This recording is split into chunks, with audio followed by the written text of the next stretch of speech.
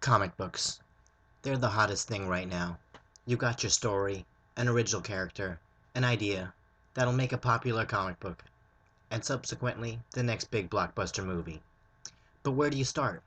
Do you know how many artists are involved in the creation of a single comic book? We here at HCMP produce comics and want to share with you the process.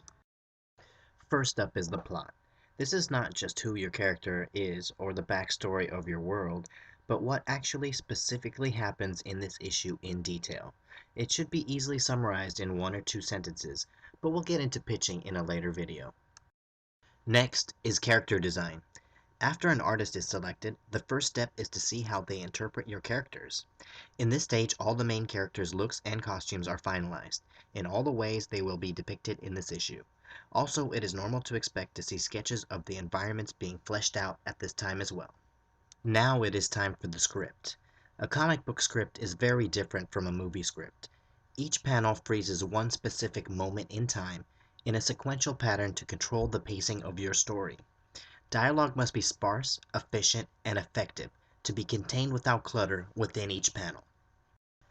The script is then sent to an editor, who checks for grammar, continuity, and story structure, as well as maintaining many unglamorous behind-the-scenes roles. Then the script is broken down, with not a lot of detail, in sketches laying out in small scale what each page will look like. Once approved, we'll move on to pencils. This is where the actual drawing begins. An artist traditionally uses a pencil to render tight compositions of each page as a scaled extrapolation of each approved thumbnail. Inks are traditionally done by another artist, specifically trained to add three-dimensionality to the pencils by applying shade and depth. This fine-tunes the pencils into clean lines that are then passed on to the colorist.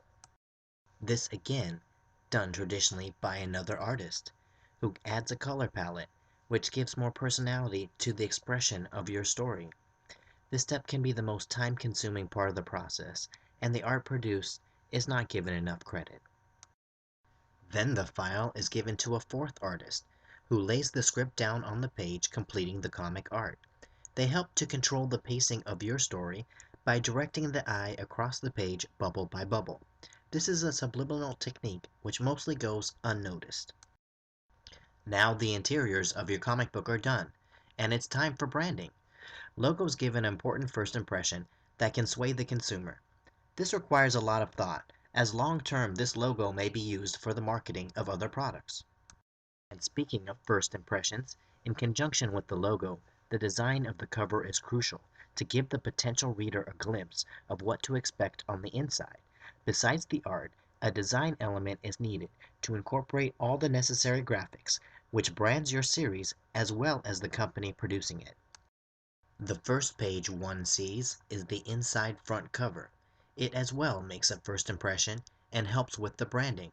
Why not utilize this page to show off more of your creativity when communicating the credits of all the artists involved?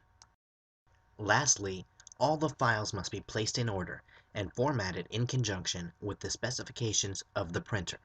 This usually entails a production artist familiar with such programs as InDesign and Quark, who creates a high-quality resolution print-ready file. There are a lot of choices when it comes to printing, and that choice leads to an impression as well. Professional-grade printing makes your comic look just like what the big companies have on the shelf at your local comic book store. And now you have a printed comic to do with what you like. If you need any help with any or all of these steps, please visit our website at highconmedia.com. Thanks for watching.